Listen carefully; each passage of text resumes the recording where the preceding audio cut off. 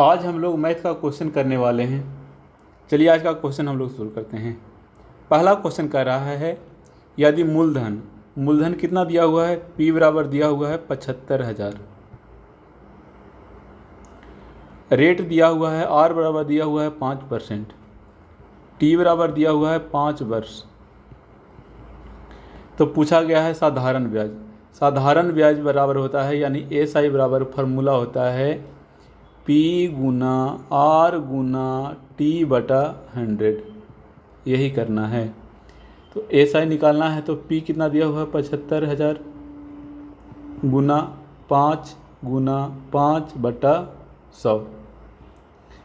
2 शून्य से 2 शून्य काट लेंगे।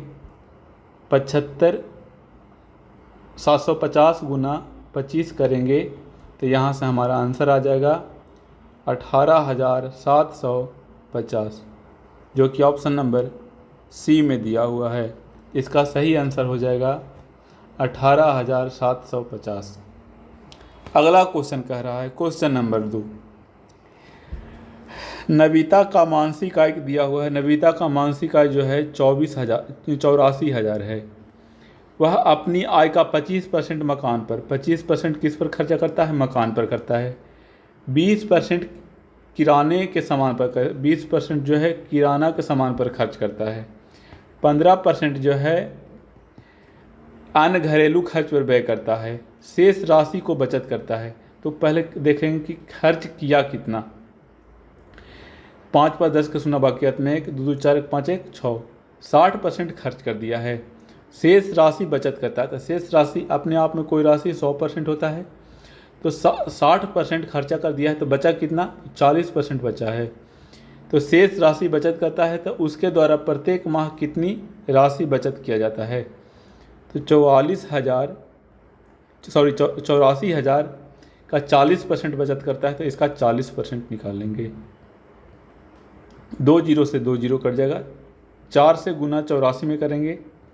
4 चौका 16 के 6 वाक्यात में 1, 8 चौका 32 1 33। 2 जीरो है तो 2 जीरो लगा देंगे। इसका आंसर हो जाएगा 33,600। तो 33,600 ऑप्शन नंबर बी में है, 33,600। अगला क्वेश्चन है किसी 24 भुजाओं वाले समबाहुभुज के 8 बाह्य कोण का योग ज्ञात कीजिए। तो बाह्य कोण के लिए फार्मूला होता है 360 बटा थीटा। थीटा जो हो जाता है भुजा की संख्या। तो पूछा गया तो बोला है 24 भुजा दिया हुआ है। 360 बटा 24 कर लेंगे।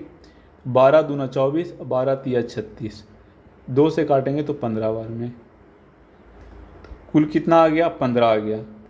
ठीक है। तो बोला है 8 बाह्य कोणों को योग।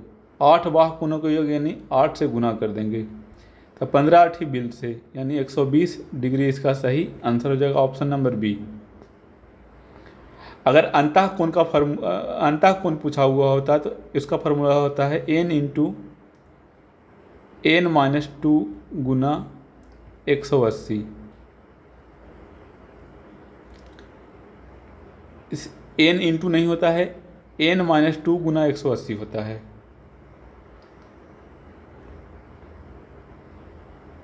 अगला क्वेश्चन है यदि 6 मशीन 8 घंटे में 120 वस्तु बनाते हैं। 6 मशीन है, 8 घंटे में कितना बनाता है? तो 120 बनाता है। तो वस्तु की संख्या को नीचे रखेंगे और 9 मशीन उसी दर से 4 घंटे में कितनी वस्तु बनाएगा? तो x वस्तु बनाएगा। मान लिया कि x वस्तु बनाएगा, दोनों बराबर है। अब काट लेंगे जो कटेगा। 4 दूना का 8, 6 दूना 12, 12 से काट लेंगे 10 बार में। x बराबर कितना आ गया? 90।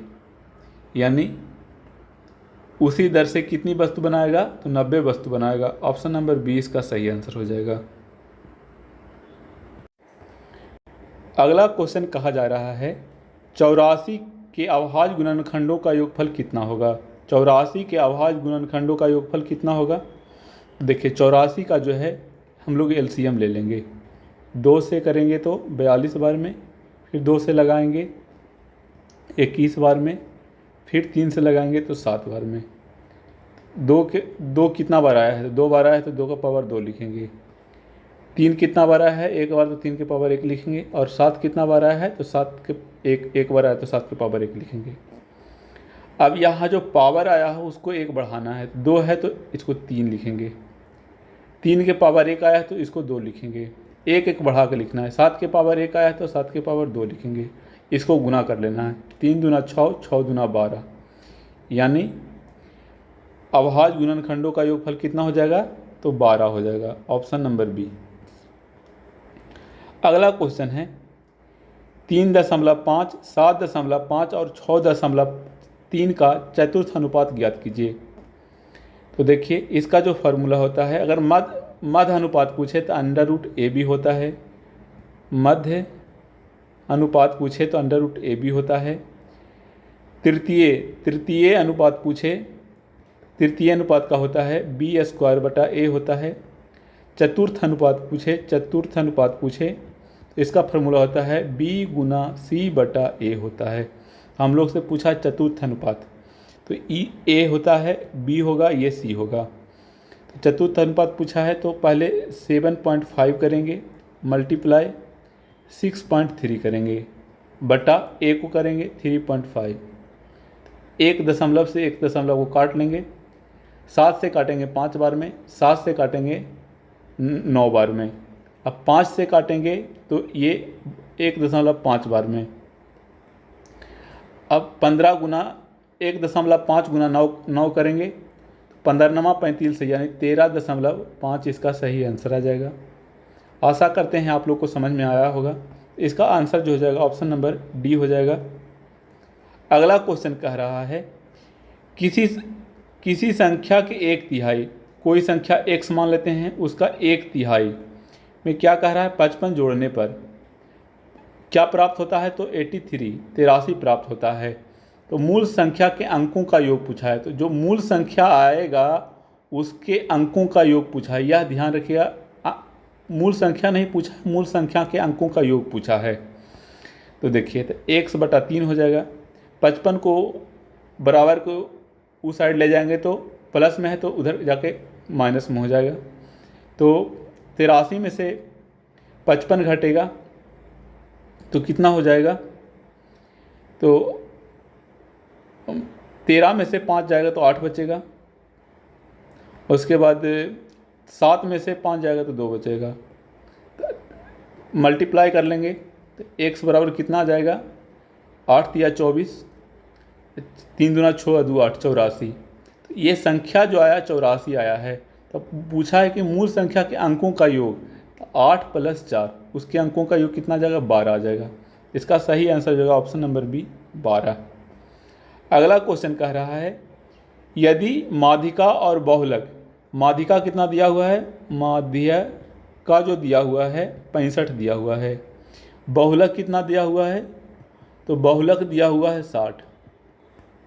तो पूछा है माध्य, इसका फार्मूला होता है बहुलक बराबर 3 माध्यक -2 माध्य। ठीक है, तो बहुलक हमारा कितना दिया हुआ है? 60 दिया हुआ है।